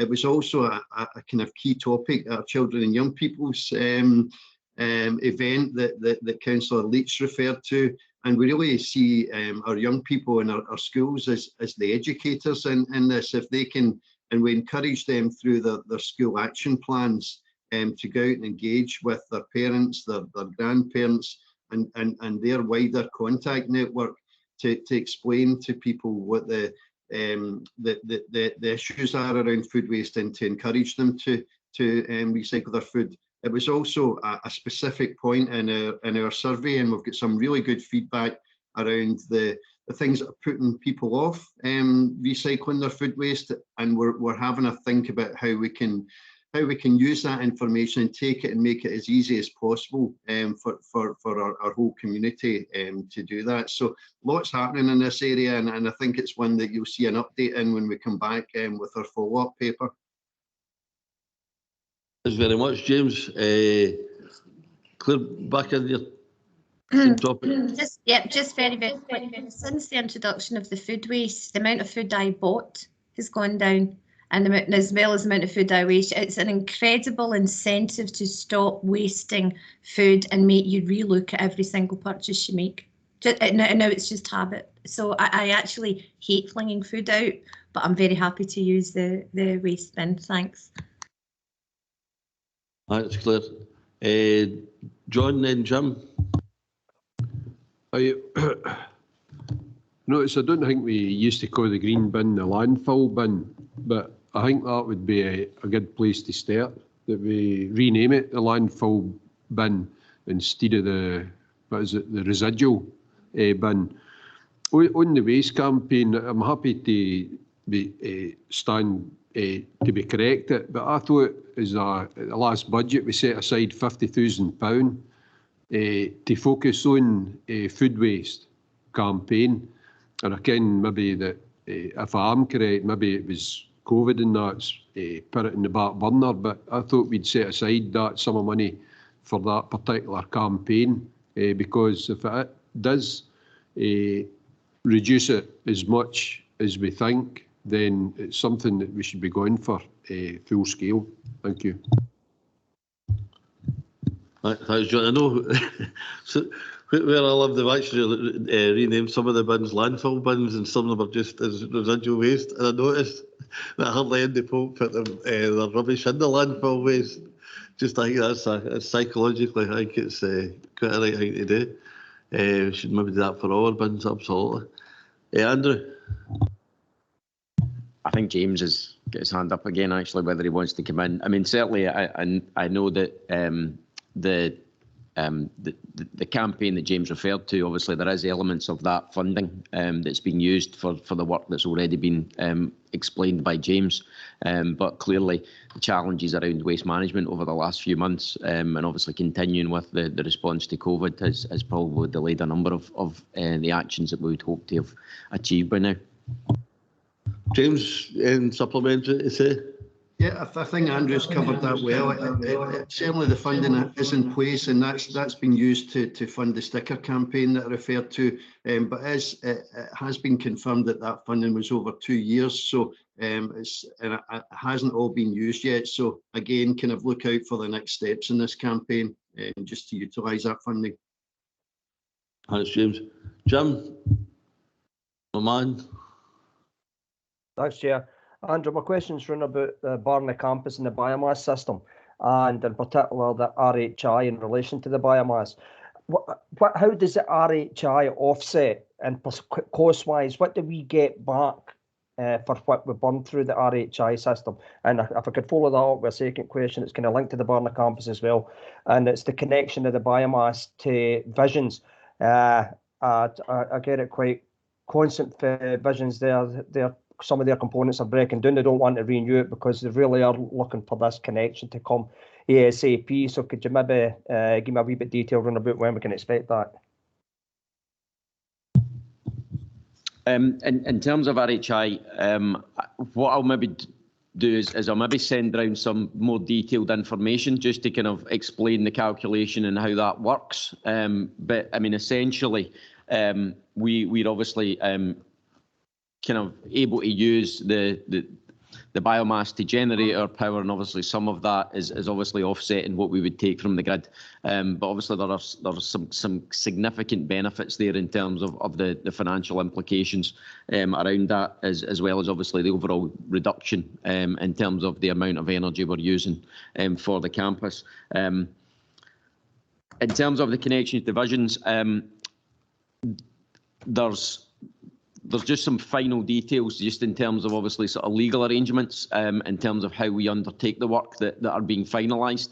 I have asked colleagues to look to set up a meeting with Visions just to kind of update them on where we're at the moment in terms of where the next steps would be, because clearly we are keen to kind of obviously get the benefit obviously to them, as well as obviously the wider value to the area, just in terms of the benefit that the biomass would have for them as well.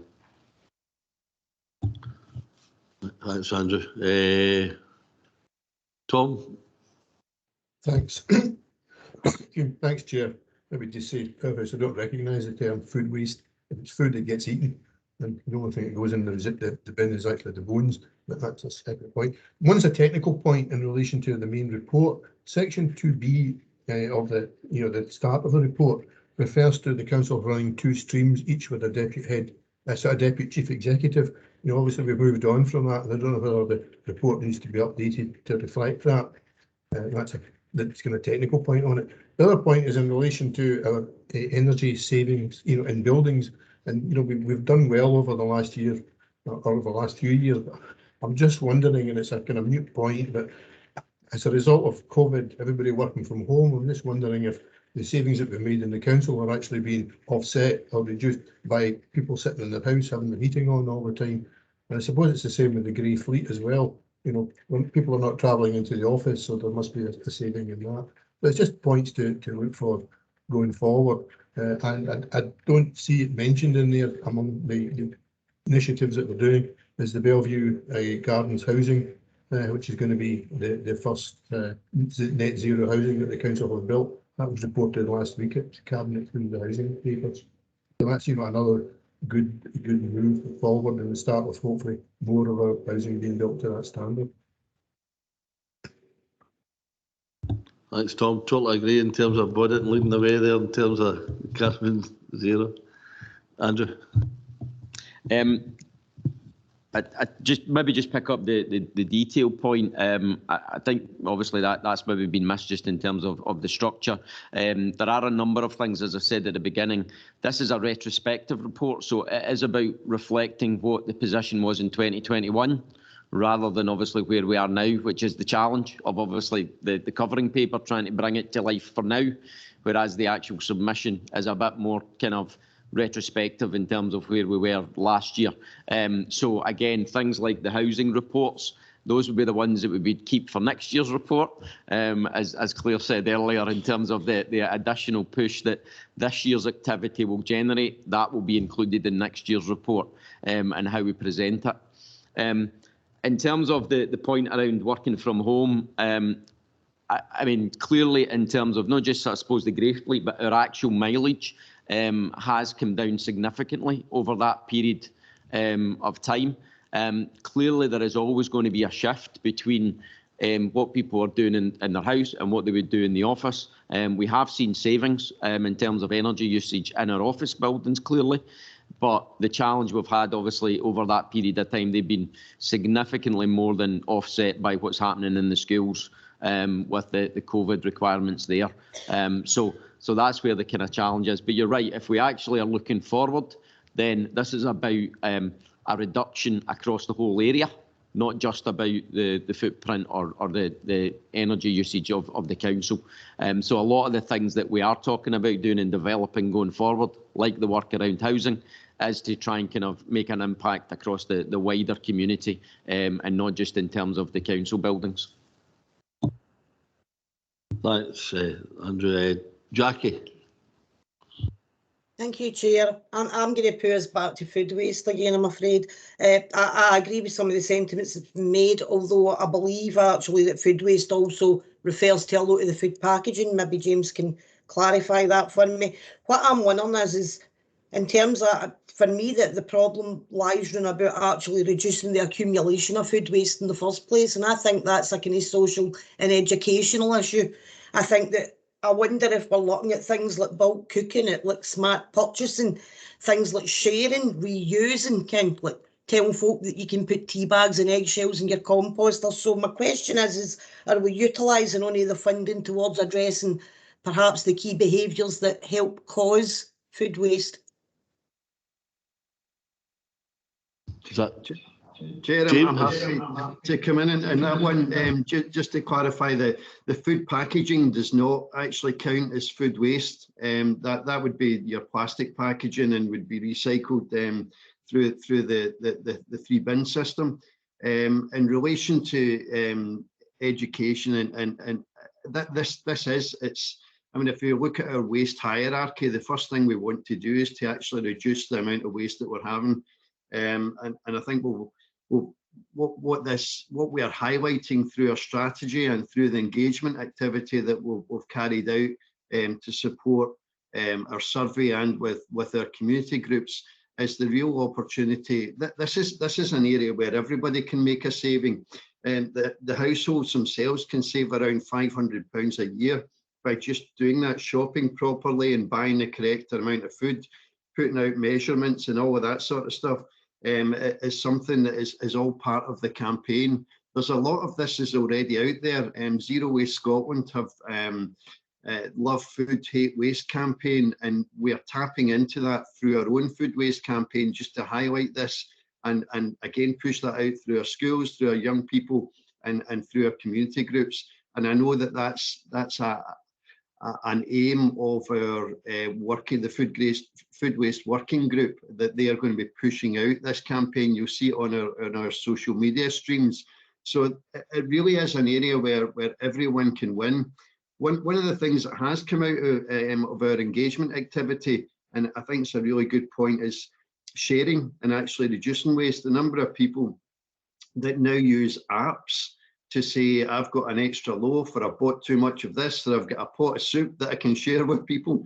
And there are various apps out there now where communities and people can share food and share it with their neighbours. I know it used to happen in the old days, you would chat your neighbour's door and give them some soup, but there's now sort of new ways of doing that, and people are using that. So that's one of the things, again, that we'll be looking at when we come back and informing our food waste campaign.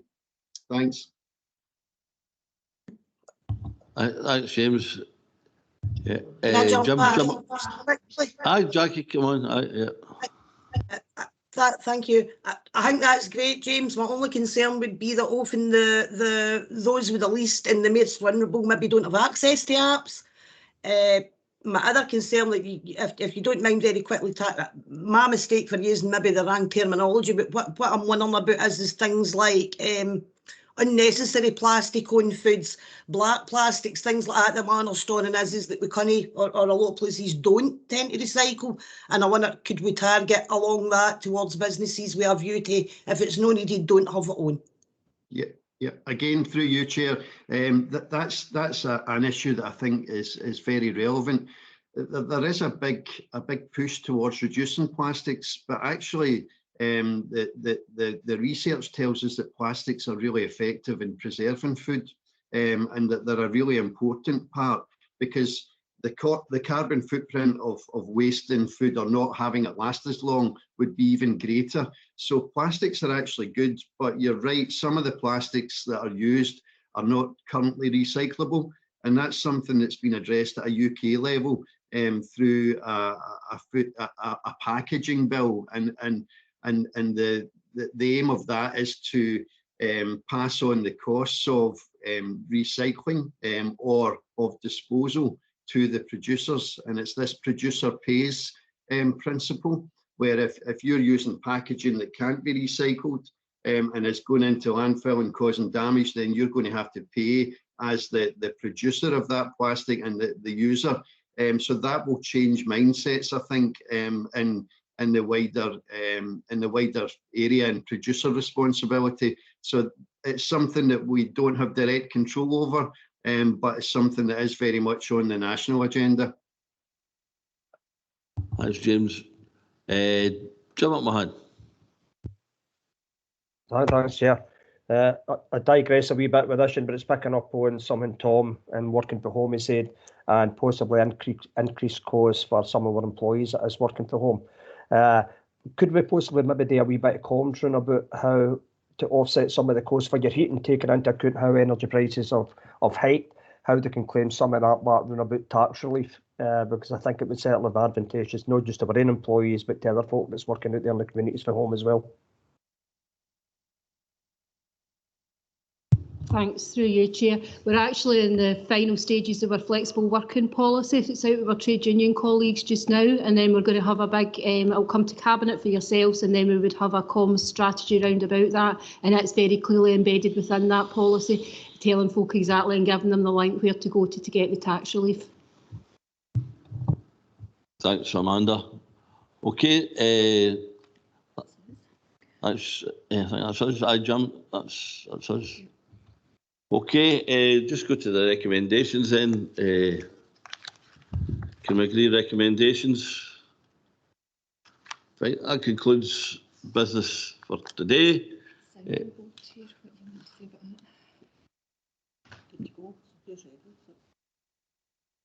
Sounding board in 10 minutes. Okay. So members that are joining from home for the sounding board, do you want to just stay on this link and I'll send it to Councillor McFadden and Julie rather than us having to swap, if that's okay?